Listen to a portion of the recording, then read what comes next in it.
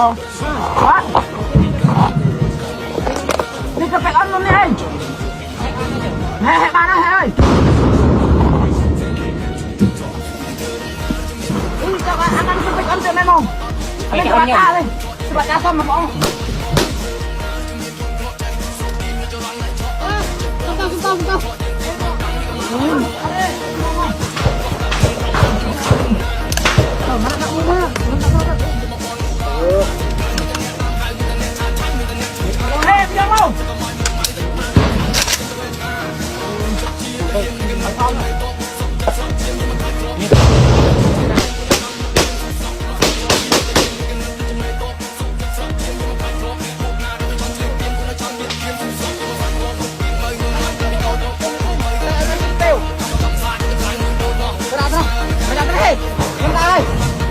Là tập cho con học là camera một đi, là camera một đi mà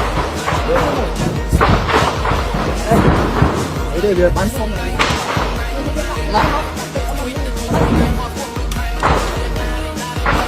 ủa bắn ngay à bắn vô đâu đã hơi à ba đây nào SPD strike mau mày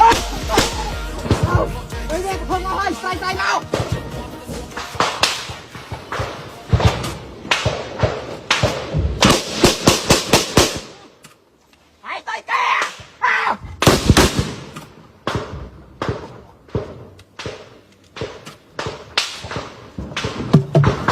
Abang Mat, cek dah ambil tau. Boy, ambil baju.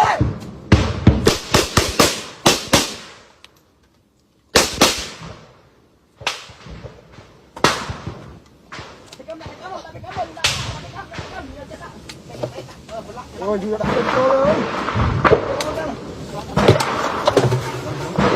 Chúc anh.